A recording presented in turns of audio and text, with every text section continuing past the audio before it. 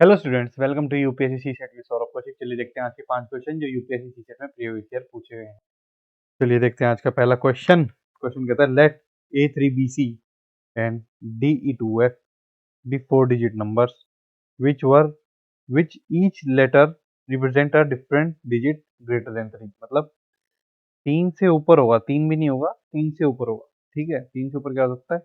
4, 5, 6, 7, 8 और 9, ये नंबर हो सकते हैं अपने। तो यहाँ तक हो गई कहानी।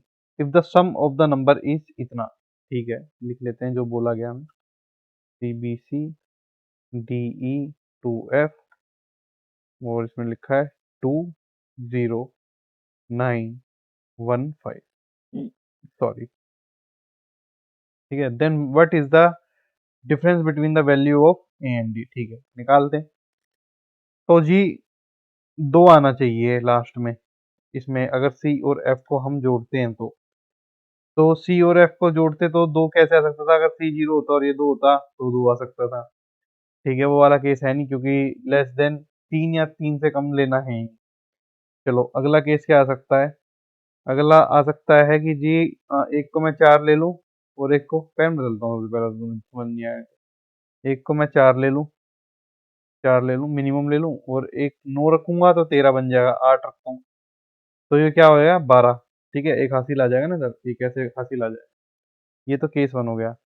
अब और कोई केस बन रहा है? एक केस बन रहा है, तो इधर आ भाई। 5 और 7, 5 और 7।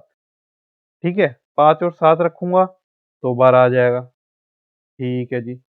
और 6 से कुछ बन रहा है? नहीं, 6 से कुछ नहीं बनता, 14 हो जाएगा ना। तो अपने पास ये 2 ही केस हैं। ठीक है, चलो आगे देखते हैं। तो इससे समझ में आ गया यहाँ पे 12 आया है। अगर यहाँ पे 12 आया है तो यहाँ पे एक हासिल आया अपने पास। अब यहाँ पे 0 है। 0 किस केस में आ सकता है? या तो 10 में आ सकता है, या 20 में आ सकता है, 30 में आ सकता है। पर हम सिंगल डिजिट की बात कर रहे हैं। 30 तो भूल जाओ, 20 को भी भूल जाओ, तो 10 के आसपास की बात बनेगी। एक हमारे पास ये है, एक दे रखा है, टोटल हो गए 3। ठीक है, तो बी के पास सिर्फ एक ऑप्शन बचा जो है 7। जैसे ही आप 7 रखोगे तो ये वाला तो अपना कट जाएगा। तो अब आपके पास सी और एफ की वैल्यू बची। या तो सी 4 होगा या 8 होगा, या एफ 8 होगा या 4 होगा। तो इसके पास 2 पॉसिबिलिटी बन के आ गई। आशा करता हूँ आपको समझ में आया होगा। जब ये बी को हमने 7 रखा, दिख रहा होगा, बी को हमने 7 रखा, तो क्या नाम है आपका, ये 10 आया। बी 7 रखा, ये 2 हुआ, एक हासिल 10 आया, तो 10 का एक हासिल यहाँ आएगा। ठीक है, अब हमारे पास ये वाली वैल्यू बन गई 4। एक काम करते पेन फिर बदल, ये हो गया टोटल हमारे पास 4। अब हमारे पास है 9। अब 9 केस बनाने के लिए दो, फिर वही 2 बातें आ गई। या तो ई को आप डाल दो 5, तो 9 बन जाएगा। ठीक है, या अगर, या फिर ये 19 हो सकता है। 19 के केस में क्या होगा? अगर 4 आप घटा दोगे तो आपको 15 डालना पड़ेगा। 15 का कोई वैल्यू नहीं, क्योंकि सिंगल डिजिट की बात हो रही है।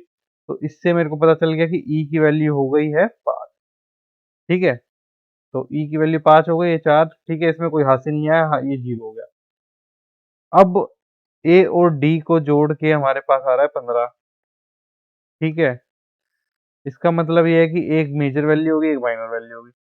अब हमें ये समझ में आ गया, हमारा 8 हो गया है यूज, 4 हो गया है यूज। ठीक है, इन दो को मिला के डी हमारा हो चुका 7 यूज हो चुका। ई हो गया 5, 5 यूज हो चुका। ठीक है, अब बचा क्या अपने पास? 9 और 6। या तो 9, ए 9 होगा, या तो 6 होगा, या तो डी 9 होगा, या तो 6 होगा। और इन दोनों का जोड़ करोगे तो 15 आएगा, बिल्कुल ठीक। तो हमें वैल्यूज पता चल गई हैं। ठीक है, पर दो वैल्यूज हमें सर्टेन नहीं है बिल्कुल। एक ये वाली और एक ये वाली। ये कुछ भी हो सकता है, हमें बताया थोड़ी गया है। चलो कोई बात नहीं। अब देखते हैं क्वेश्चन क्या कह रहा है, क्वेश्चन की डिमांड क्या है। क्वेश्चन कह रहा है then what is the difference between the value of A and D. हाँ, तो डिफरेंस देख लो, कोई भी हो, चाहे ए 6 हो या 9 हो, कोई फर्क नहीं पड़ता, दोनों का डिफरेंस तो 3 ही होने वाला। तो ऑप्शन सी इसका करेक्ट आंसर हो जाएगा। बहुत अच्छा क्वेश्चन था। जिनको नहीं समझ में आया, दोबारा देखो, समझ जाओगे। बहुत इजी क्वेश्चन था, और ये आ रहे हैं, इस क्वेश्चन को सीरियस लेके चलो, ये आ रहे हैं, दूसरी तीसरी बार देख रहा हूँ। कह रहा है two statement S1 and S2 are given below followed by question. पहली statement, there are not more than two figures on any page of a 51 pages book. Book निकालता हूँ, एक मिनट रुको। देखो ये बुक है, ये कह रहा है 51 पेजेस की बुक है, टोटल 51 पेजेस हैं इसके अंदर। उसके बाद क्या कह रहा है, there are not more than two figures on any page of a book. Any page, बीच का कोई पेज निकाल लिया हमने।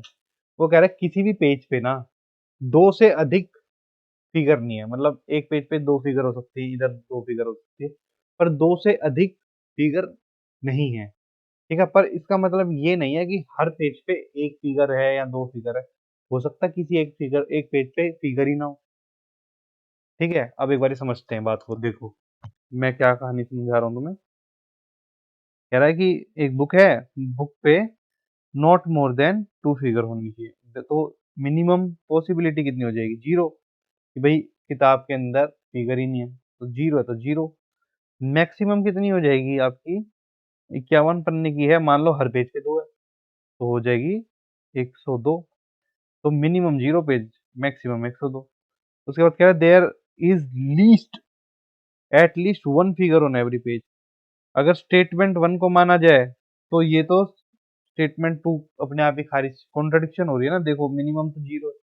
चलो, अब मतलब ये दोनों जो स्टेटमेंट्स हैं वो इंडिपेंडेंट रहेंगी, डिपेंडेंट वाला तो केस है ही नहीं। अब क्वेश्चन क्या पूछता है वो देख, are there more than 100 figure in that book. देखो हमें क्या पता ना, हमें स्टेटमेंट वन से बात मालूम चल रही, ना हमें स्टेटमेंट टू से बात मालूम चल रही। कहीं पे ये चीज बताया ही नहीं पा रहे हैं कि आपकी मिनिमम कितनी होगी, मैक्सिमम कितनी होगी। रेंज है उसमें, हो सकता है जीरो से 100 हो क्या सकता है, जीरो हो या जीरो से ऊपर हो या 102 हो या 102 से नीचे हो। कोई सर्टेन फिगर हमारे पास नहीं है, कोई सर्टेन नंबर हमारे पास नहीं दिया हुआ।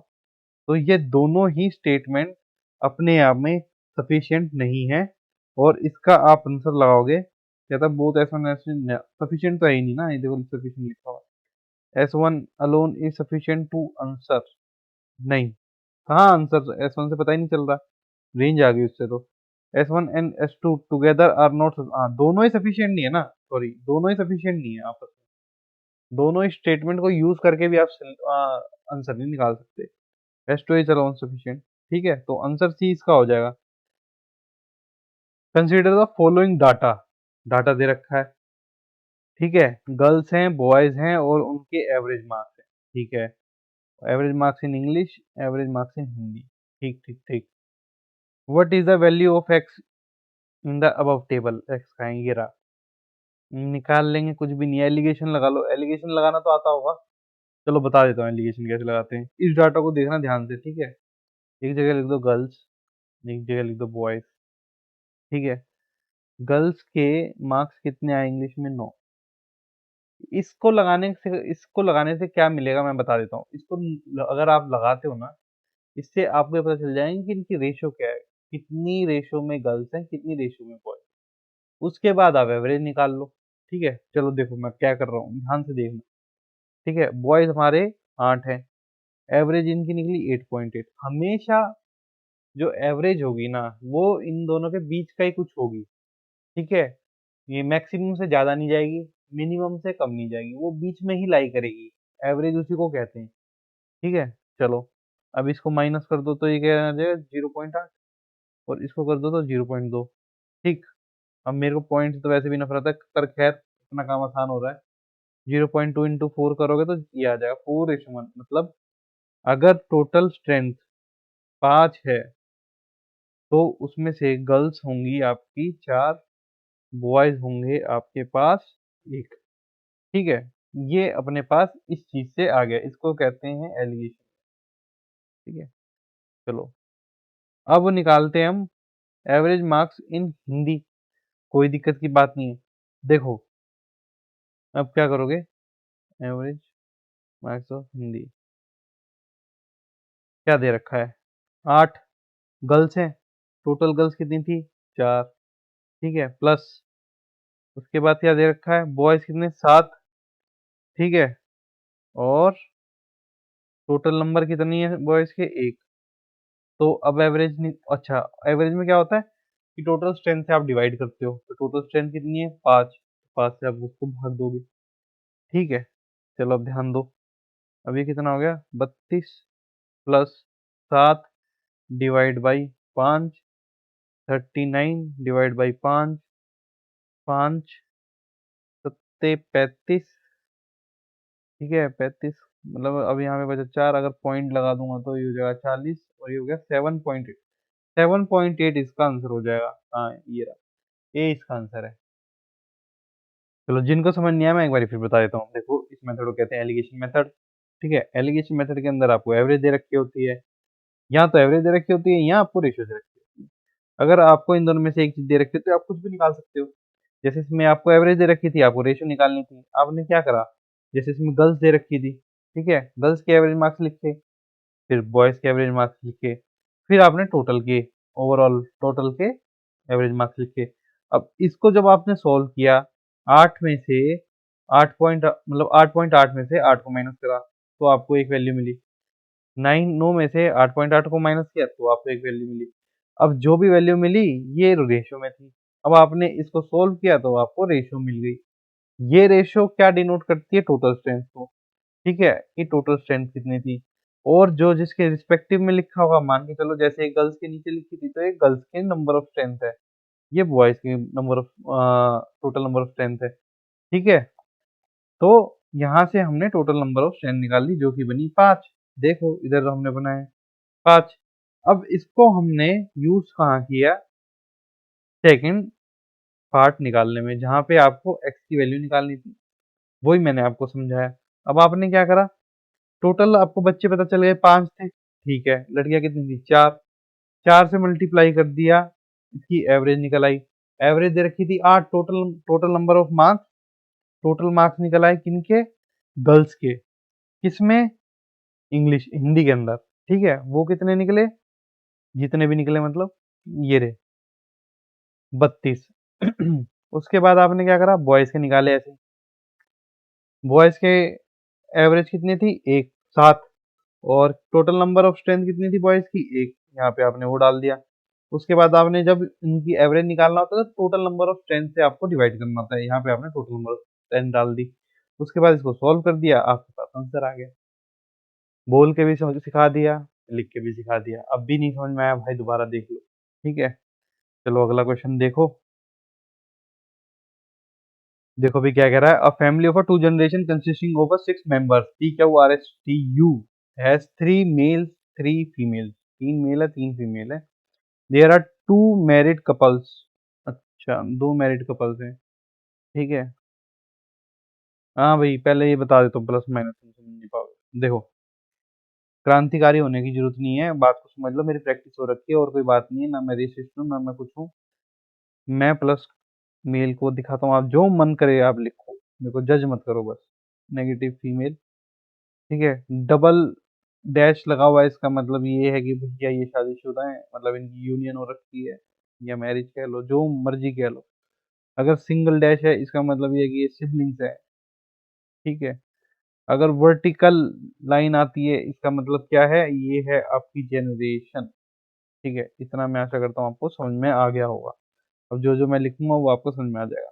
तो कहता है इसमें 2 जनरेशन है और 2 मैरिड कपल है। ठीक है, ध्यान से देना, ये प्लस नेगेटिव, यहाँ पे भी कोई प्लस या नेगेटिव रहा होगा। ठीक है, 2 जनरेशन की बात हो रही है ना, मान के चल लो फेवरेबल हो, ये भी हो सकता है कि दोनों इधर इधर हो, यहाँ पे ये भाई बहन निकल जाए तो ये भी केस बन सकता है। ठीक है, चलो केस ही नहीं बनाते हैं, ज्यादा दिक्कत नहीं आएगी फिर, कुछ भी हो सकता है। चलो आगे चलो, there are 2 married couples and 2 unmarried siblings. इससे एक बात पता चल गई, देखो मैरिड कपल है ना अगर, तो इस टाइप से कुछ बना होगा, तो जो सिबलिंग्स होंगे, जो भाई बहन होंगे ना, और जो सिबलिंग्स होंगे वो भाई बहन ही होंगे, भाई भाई नहीं होंगे।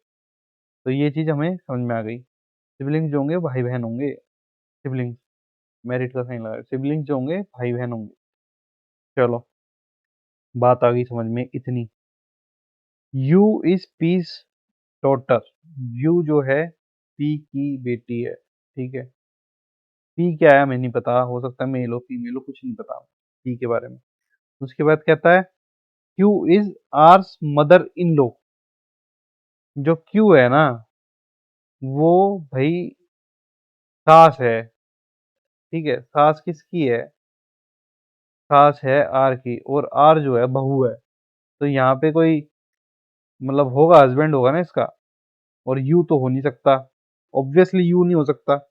अगर यू फीमेल है ना, यू इज पीस डॉटर, तो यहाँ पे मेल रहा होगा। और बहुत हाई चांसेस हैं ये सिबलिंग निकले, क्योंकि एक सिबलिंग का भी तो केस बनाना था। और अगर ये सिबलिंग निकल गए तो क्या नाम है आपका, ये हस्बैंड वाइफ निकल सकते हैं। चलो देखते हैं क्या बात बनती है। उसके बाद वो कह रहा है T is an unmarried mail.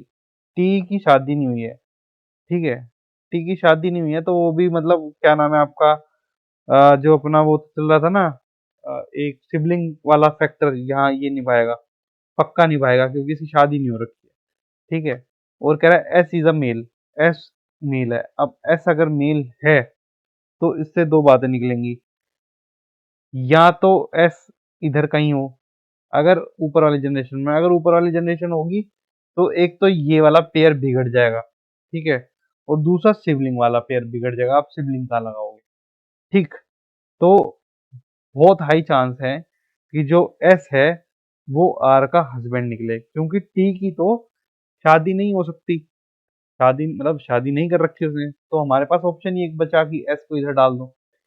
अब बची बात टी की। अब टी क्या है, टी को इसका भाई बना दो। किसका भाई बना दो? यू का भाई बना दो। या तो यू का भाई बनेगा टी, या ऊपर किसी का भाई बनेगा। ठीक है, एक बारी देखते हैं क्या बात बनती है। अच्छा, उस हिसाब से ये हस्बैंड वाइफ हो गए। ठीक है ना। अब हस्बैंड वाइफ हो तो गए, अब इनका जेंडर क्या पता चलेगा, एक बार फिर देखते हैं। You is peace daughter and daughter, Q is mother in law. Q माँ है, तो ये पी बाप हो गया। देखो ना, Q is hours mother in law. चलो जी, समझ में आ गई। अब क्या है सिस्टम? बन गया क्या सारा? बन ही गया शायद। पी भी आ गया, क्यू भी आ गया, टी भी आ गया, यू भी आ गया। हाँ, बन तो गया, पता ही नहीं चला। Which one of the following is correct? R is U's husband. R is U's husband नहीं, नहीं नहीं नहीं, ये तो वो है ना इसकी क्या नाम है, ननंद होगी ना। काटा मार दो। R is S wife. R is S wife, हाँ ये वाली बात तो सही लग रही है। ठीक। उसके बाद देखो एस इज अनमेरिड, नहीं नहीं, आर के साथ शादी होगी ना इसकी। ना, बी इसका आंसर हो जाएगा। ठीक है, अच्छी पजल थी, बना के देखना ये, मजा आएगा। ठीक है, एक बार बिना देखे बना के करोगे ना तो ज्यादा मजा आएगा। पता है, जब एक बात बताता हूँ आपको, आपके फायदे की बात है। जब छोटी पजल हो ना, जिसमें कम से कम आपको इन्फॉर्मेशन दे रखी है, उनको अवॉइड तो नहीं कहना चाहिए। देखो बहुत कॉम्पिटिटिव एग्जाम है। हाँ, पर थोड़ा ना एंड में अटेम्प्ट करो। क्या होता है इन पजल्स में ना, जो छोटी पजल्स होती हैं, स्पेशली ब्लड रिलेशन की भी आ गई हैं ऐसी कोई, अगर उसमें इन्फॉर्मेशन प्रॉपर नहीं दे रखी ना आपका, तो बहुत टाइम जा सकता है, समझ रहे हो? क्योंकि इसमें मैंने आपने देखा होगा कितने सारे फैक्टर काउंट करे, कितने एडिशन करे, कितने रिडक्शन करे, उसके बाद बनाया। अगर आप कहीं फंस गए और उस टाइम पे हाई प्रेशर के अंदर आपने कुछ गलत कर दिया, तो ये बहुत ज्यादा चांसेस हैं आप इस क्वेश्चन को गलत कर दोगे। तो हमें ये पता होना चाहिए कि किस क्वेश्चन को अटेम्प्ट करना है, किस क्वेश्चन को छोड़ना है। इस क्वेश्चन से आपको पता चल जाएगा ये। चलो, अगला क्वेश्चन देखो। अच्छा क्वेश्चन था वो, करके देखना यार। देखो, बोलने पे समझ जाओ, जब इतना ज्यादा इम्फेसाइज कर दिया किसी चीज को, तो हल्के में मत लो उस चीज को। ठीक है, चलो अगला क्वेश्चन देखो। कह रहा है if in a particular year 12 January is a Sunday. ठीक है, 12 जैन संडे हो गया। Then which one of the following is correct? 15 July is Sunday. अच्छा, जुलाई जुलाई जुलाई जुलाई तक जाना है, पहले जुलाई पे पहुंच जाते हैं। 12 जुलाई तक पहुंच जाता हूँ, उसके बाद देखते हैं क्या कहानी है। 12 जनवरी दे रखा है। ठीक है। अच्छा, चलो एक काम करो यार, 12 भी अच्छा नहीं लग रहा। मैं एक काम करता हूँ, इसको 1 जनवरी बना देता हूँ। 1 जनवरी बना सकते हैं ना? कोई दिक्कत तो नहीं है ना? 1 जनवरी, अगर इसको 1 जनवरी बना देता हूँ तो ये 1 जुलाई हो जाएगा। ठीक है, ये 1 जुलाई हो जाएगा। और ये क्या हो जाएगा? 12 के बाद क्या आता है? 13, 14, 15। ठीक है, तो ये हो जाएगा आपका 3 जुलाई, ये हो जाएगा आपका 4 मेरे ख्याल, 3 4 2 3 4, ये हो जाएगा 4, फोर्थ, 4th ऑफ जुलाई, ये हो गया 4th ऑफ जुलाई। ठीक है। अब इससे क्या हुआ कि मेरी कैलकुलेशन थोड़ी आसान होगी, थोड़ी ही होगी अभी भी, पर हो जाएगी। चलो ठीक है, पहला केस लेके चलते हैं नॉन लीप ईयर का। चलो दोनों इकट्ठे लेके चलते हैं, क्या नो, दोनों लेके, लीप ईयर नो। ठीक है, तो आप दोनों समझ जाओगे, मुझे भी नहीं पता ना हकीकत में किससे आंसर निकलने वाला, मैं भी बहुत टाइम बात कर रहा हूँ। जनवरी आ गया। ठीक है, जनवरी में कितने दिन होते हैं? 31 दिन होते हैं दोनों में। अरे भाई लिख ले। चलो, जनवरी के बाद फेब, फेब में लीप ईयर के अंदर 29 होते हैं, इसमें होते हैं 28। जनवरी फेब मार्च, मार्च के अंदर आपका 31 होते हैं और इसमें भी 31। उसके बाद मार्च, अप्रैल, अप्रैल में 30, 30, अप्रैल, मई, मई में 31 और इसमें भी 31। उसके बाद क्या बात आई थी? जुलाई, जुलाई, जुलाई, मई, जून हो जाएगा, जून, जून 30। ठीक है, और 30।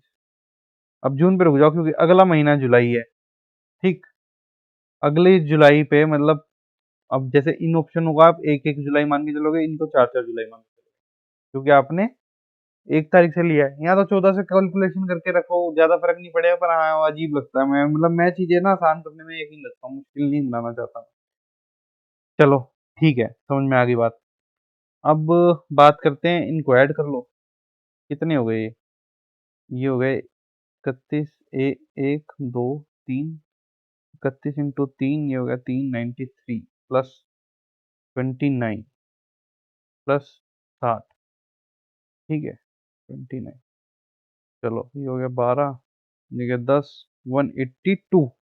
अब इसमें से ऑड डे निकाल लो। ऑड डे का मतलब क्या होता है कि भाई 7 से डिवाइड करने पे कितने दिन और निकले, जो निकलेंगे उसको, संडे था ना वो, संडे में प्लस कर दो, वो निकल जाएगा। चलो देख लेते हैं। ये तो मेरे ख्याल से पूरे कटे हैं, 19, 14, ये तो हाँ, ये तो पूरा ही कट गया। जब पूरा ही कट गया ना, तो क्या नाम है इसमें, जो ये वाला दिन होगा मतलब 1 जुलाई जो होगा, ये आपका संडे निकलेगा, क्योंकि पूरा कट गया तो उस दिन संडे ही होगा। समझ रहे हो ना आप बात को? 0 odd days हो गए, 0 odd days, 0 odd days।